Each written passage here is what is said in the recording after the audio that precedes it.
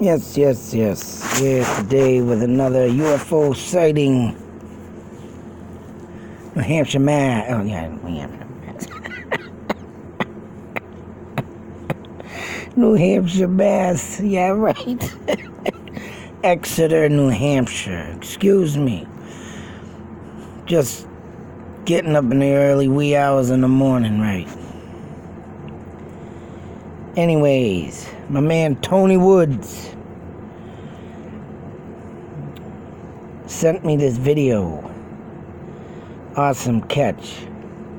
And I don't know why this did not come up when I searched for this. Barney and Betty Hill. Now this is a very interesting story now. Because not only did these people encounter, they got abducted in the 1960s. You can see 1961 is their claim date. This friggin' story, how insane it can be in the same month, but 1965. So I did a little researching on it, got the story up, and of course the first thing I had to look for when I went into this story was waterways. Whether it be a lake, whether it be a pond, whether it be a brook or a river.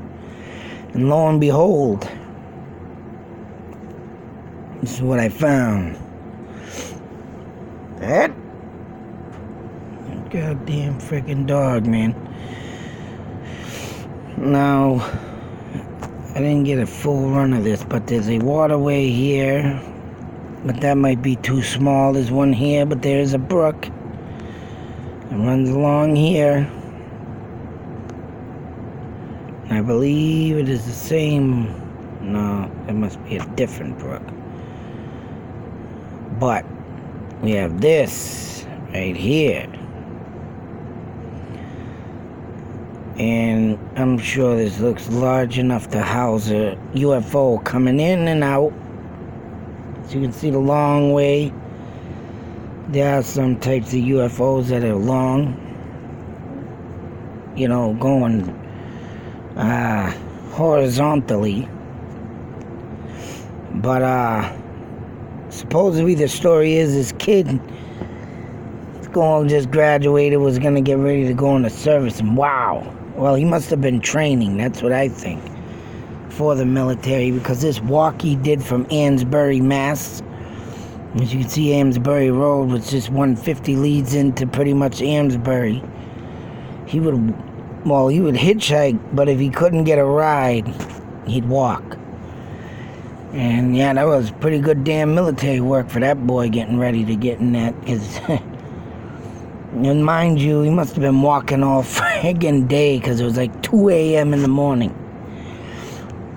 Now, I'm going to say he was about approximately right here where the Amesbury Road words are, the names, because they said he was in there, a farmhouse in woods.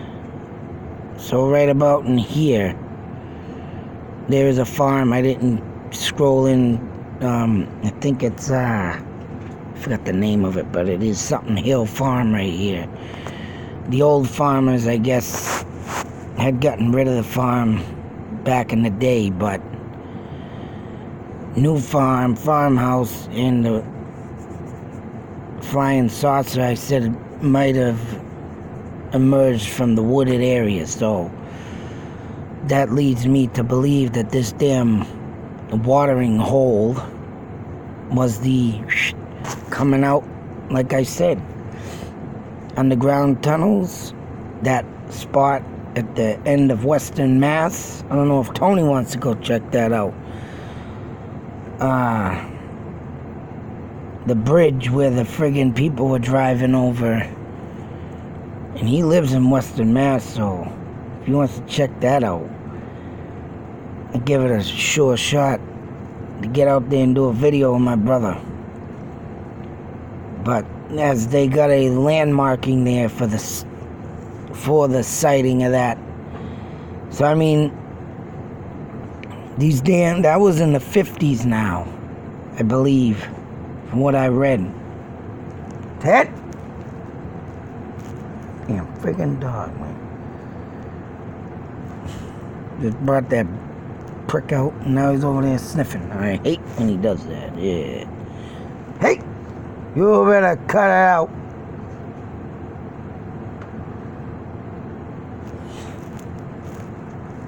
I tell you, I get interrupted no matter where I go.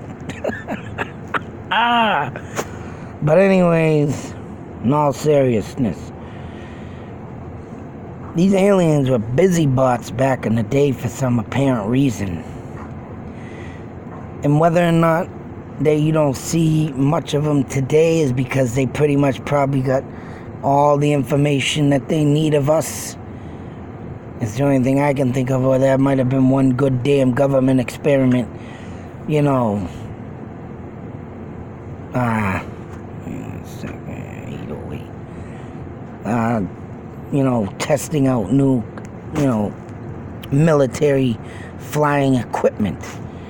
But I mean, my thoughts on UFOs, I'm not saying I do not believe in them. I'm just saying, in some ways, I think that the damn military had a lot to do with this, because to go back and to see what these people had back in the day, and, there's a lot of flying stuff out there that I see today that are very,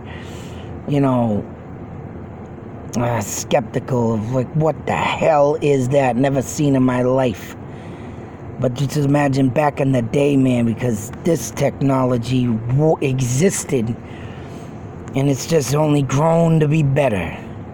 But with all the underground tunnels though now that I think of it, I mean, there's got to be some other life out there than us. So if it ain't, I go with the military 100%. So,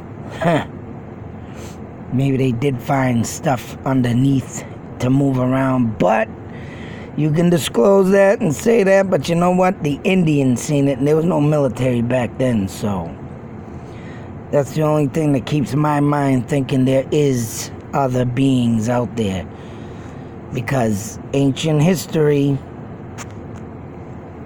So I'm thinking the thing emerged out of that pond right there, flew over the woods towards, and they probably got this goddamn vision in their ship, night vision and whatnot, to see that person walking. But he ran to the house, knocked on the door, there was no one home. He saw a car driving by, made him stop, brought him to the Exeter police. The police came back with him, and there was a woman on 108 that got pulled over or something, stopped by the police, asked if she was all right. She told him the story, and the cop thought she was crazy. But until he showed up, this kid walking, so she must have been over here where the 108 thing is. And right, all in the mix, in between this triangle, is where they encountered this both. So got a little more investigating to do on this. I gotta get going. But new story, and like I said, I can't believe this didn't come up when I punched in the Betty and Barney story. So good find there, Tony. Thank you very much. Gonna check a little more into this. Like I said, the only waterways I've seen so far is this one, that little one, and the little one up there, and there's actually one over there by the 108, but that one right there, that big one, I can say, I bet you something came out of that and flew right along up into the area, searching. So crazy what lives amongst us. Till the next video, be safe, take care, believe out.